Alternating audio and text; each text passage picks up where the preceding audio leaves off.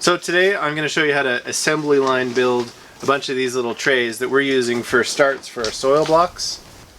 This year we want to do almost all of our starts ourselves, and as well as selling starts in the local area. So we need a ton of trays because we're talking about 1,000 plants that we're starting this year.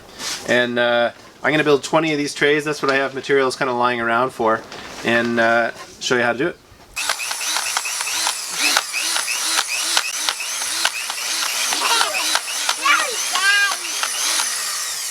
Was there a picture in there ever? I filmed it.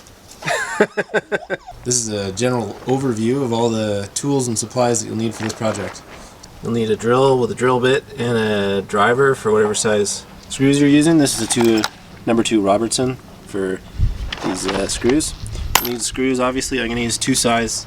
A little shorter one for coming up through the plywood and going down into the bottom of the 1x3s.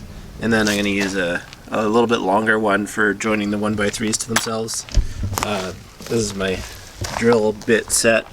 You'll need a pencil for doing markings, and then a string line comes in handy whenever you're cutting plywood, a tape measure for measuring stuff, and a saw for cutting the wood.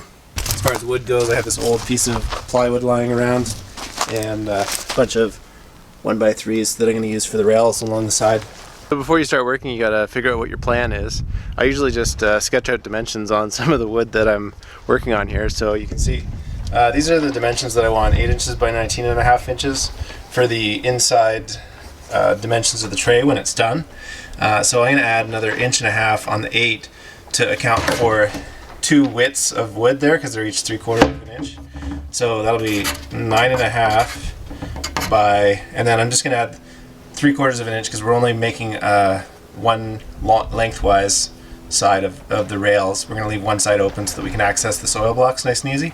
So 20.25. So these are the dimensions of the actual plywood that I'm going to cut. So the lines are going to be kind of faint for the camera to be able to pick up, but you can see I've got some guidelines there to cut off of. So now the next step is to cut all the plywood out.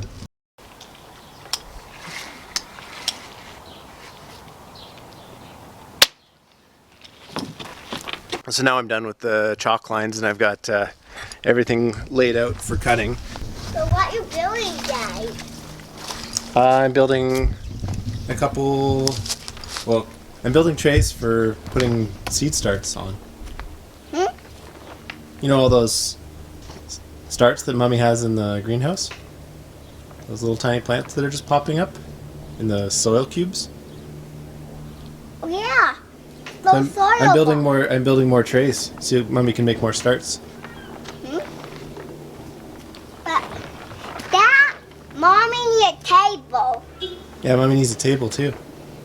But right now we're just building the little trays. Mommy needs a table for put your soil block on. Yeah, Mommy needs a table to put her soil blocks on, but right now I'm building trays for soil blocks. What are you going to do? I did out here pig. Okay, you go play. So my safety suggestion whenever you're ripping long pieces of plywood with a skill saw is to, I usually just screw it down into a wooden base somewhere so that when I do use the saw on it, you know, it's secured. You can see here I put 2 screws down into it. And then my other safety suggestion is, whether it's cool or not, always wear your safety glasses. It'll actually help you get more accurate cuts as well. So it's functional and you get to keep your eyesight. Don't stop.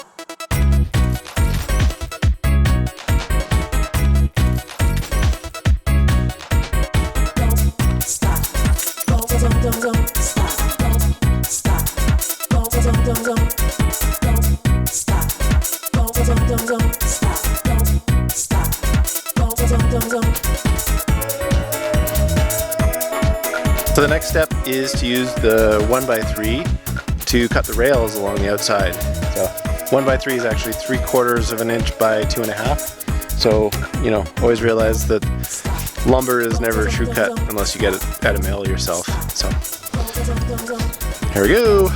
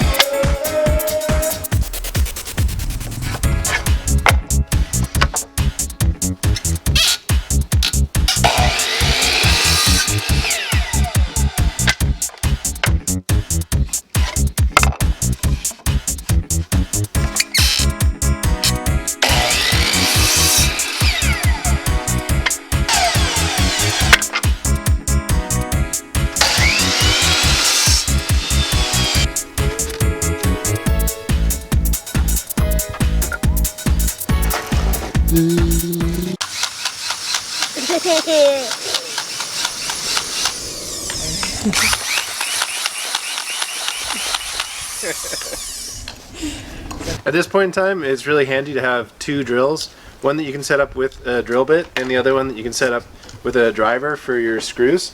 So this thin wood, I tried my best here because I was trying to cut a corner and not having to pre-drill everything.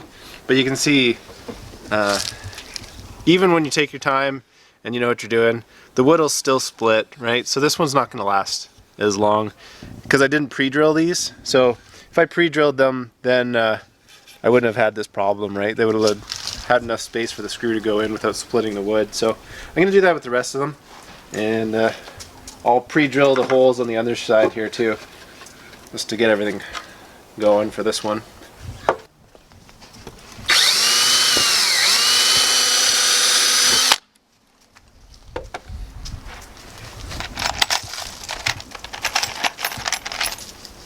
So you can see you can just switch between the drill bit and then that without having to switch out your bits every single time, which takes forever. So just a little efficiency trick. And it means you get to go shopping for more tools.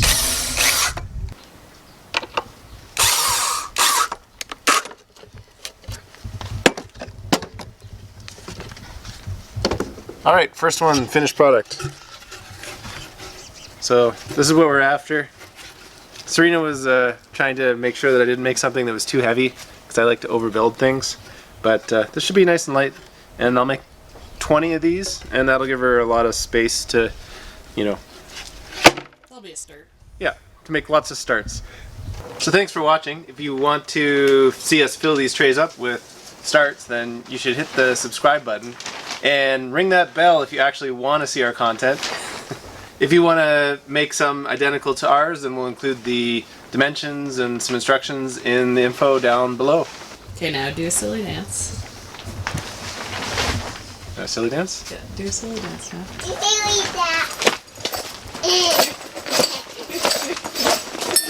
Oh no! Tools everywhere! There's screws everywhere now.